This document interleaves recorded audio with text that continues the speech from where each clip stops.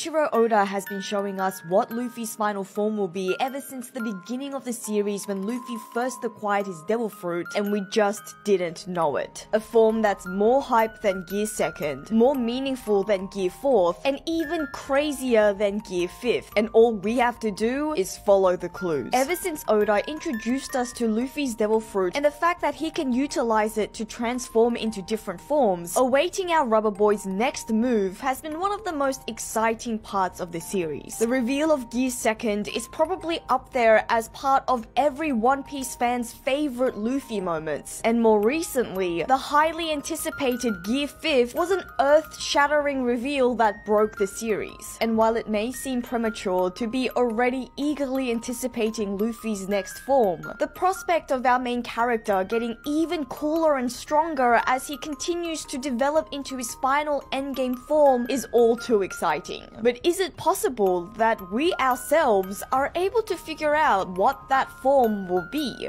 Well, keep watching and you'll find out. The first key to finding out Luffy's final form is understanding that all of Luffy's previous forms to date has each told a story. Each form we have seen throughout the series represents a particular point in Luffy's journey, not only in a physical and literal sense, but also, and arguably more importantly, in a meaningful and metaphorical way. Take Luffy's first rubbery body post-consumption of the then known to be Gomu Gomu no Mi, for example. It's a perfect representation of the beginning stage of Luffy's journey. Just like the physical manifestation of his first form, Luffy as an individual was a boy with his values not yet formed. The elasticity of Luffy's body symbolizes the flexibility in his ideals and values. As a young boy with little pirating experience, he was still malleable and impressionable. Hence his time with Shanks was so critical in shaping his character and the man we see before us today. The lessons he was taught during these early, bendy days would prove to stick with him as his ideals formed and hardened. Luffy's Gear 2nd is a form that involves him increasing his blood flow at an extremely fast rate to send more oxygen and nutrients to his body part. A transformation of his devil fruit that allows him extreme speed and mobility. If we think about the stage of Luffy's journey in which he developed this form, the physicality of it makes so much more sense. Gear 2nd first appearing in Enies Lobby, an arc centered around the retrieval of Nico Robin, one of Luffy's nakama. Up until this point, Luffy had faced both dangerous and infuriating situations, circumstances where his friends were threatened or an entire kingdom was being oppressed. But this was the first time that a friend, someone who was already a part of his crew, was being taken away from him, therefore eliciting anger on another level. And Luffy's fury is physically palpable in the form that his power-up takes, a gear that involves him furiously working past the normal limits of speed, his emotional state showing physically when we see the heat emanating from his body. Of course, Enies Lobby was an arc where we saw two power-ups in quick succession, witnessing Gear 3rd soon after the reveal of Gear 2nd. And even this makes sense within the context of the story and Luffy's development. The best way to describe Gear 3rd would be to say that Luffy inflates parts of his body so that his limbs become gigantic, but that this isn't extended to his entire body. But it is differentiated from the previously seen balloon technique in that Gear 3rd involves his limb being hardened as it's his actual bone being blown up to increase the overall size of the limb. And the metaphorical significance of this power-up lines up with the actions Luffy and the Straw Hats took during the Enies Lobby arc. While Luffy has never had any qualms about opposing Marines, this was the first time that he openly challenged the world government to this level, setting fire to their flag in symbolic public defiance, on a scale much greater than his previous localized acts of rebellion or retaliation. Again, the physical element of Gear 3rd, Luffy's limbs becoming as large as that of a giant's, represents his growing influence in the world. Luffy metaphorically becoming a giant, but this only being possible for select body parts and not yet his entire body, perfectly demonstrating his then level of influence, this event still occurring relatively early in his journey. Nightmare Luffy goes on to continue this trend. Now, before you accuse me of being selective in choosing certain forms over others, for example, it's hard for me to view Afro Luffy as a form in and of itself, because while it did certainly give him a newfound power that was a purely external prop that he utilized as opposed to him physically transforming his body. Whereas Nightmare Luffy did involve a physical transformation, and what a transformation it was. Especially as a symbolic representation, it is shocking to realize how the mechanics of this form was actually a foreshadowing of what was to come. Nightmare Luffy was achieved by implanting 100 shadows into the rubber boy, giving him greater powers and transforming his physical state. And while it was enough in the fight against Oars, the nature of his transformation was an illustration that Luffy, at this point in his journey, was still not strong enough on his own, even if we didn't realize it at the time. Ultimately, Luffy needed the shadows of others, or in other words, the help of others. In fact, that theme of teamwork ran very heavily in the combat scenes of that arc, even including a Team Straw Hat fight, and the arc then closing with trusty Zoro effectively saving Luffy from Kuma. And while these scenes will be forever remembered and immortalized as some of the greatest moments in the series, looking back, they also serve to demonstrate that Luffy himself needs to get stronger to fight the foes he will continue to face on his journey. That it's not enough if he has to rely on others, because this is exactly what's shown to us in the next couple of arcs. Both the Straw Hats and Luffy personally suffer massive blows, losing to Kuma, Kizaru, and Akainu in such quick successions. For Luffy, the loss of his crew, his brother, and for a period, even his determination. Looking back in retrospect, it's chilling to think that Nightmare Luffy was so quickly followed by a series of nightmarish events for Luffy. When we return post time skip, before we get the next gear, there is an awesome technique that we just have to mention in use of Gear Second, namely the Gomu Gomu no Red Hawk. This is a classic example of an attack where its physical manifestation represents a particular juncture in Luffy's story. Having lost his brother and then training for 2 years afterwards, it's fitting that Luffy developed a form that honors his late brother. In memory of Ace, also known as Fire Fist Ace, Luffy's next major power-up takes the form of a Fire Fist. Explanations can be made as to how such a thing is physically possible. The combination of Gear Second with the extremely fast hardening through armament haki causing enough friction to generate fire, or perhaps Red Hawk even being a hint of the true nature of Luffy's Devil Fruit, which was to be revealed much later. At the end of the day, it's inarguable that Luffy's Gomu Gomu no Red Hawk is the embodiment of Ace's will. Gear 4 similarly packs a whole lot of meaning when we consider its various forms. Boundman being the first Gear 4, this involves Luffy again changing his body's proportions whilst coating his arms, legs, and upper torso with armament haki. This composition allows him to bounce into the air almost in flight, whilst the armament haki provides him with enhanced defense. However, because of his proportions, most of the time Luffy's unable to control his landing and needs to keep bouncing for balance. Again, matching his physical capabilities to the deeper, more meaningful significance, Luffy's use of haki to coat himself shows us what he's learned from his recent failures. He needs to develop his defensive capabilities to be better at protecting those he loves. But no matter how much he had developed, Luffy at this stage was still facing off a Shichibukai with awakened Devil Fruit powers. While this wouldn't technically be the first instance Luffy will have fought against Devil Fruit users with awakened abilities, Doflamingo was the first character whose awakened fruit powers played a significant learning point in Luffy's journey. And this really shows, because although he's gained much greater power and skills during the time skip, Luffy is still unstable in terms of his status and capabilities amidst the wider context of the One Piece New World, hence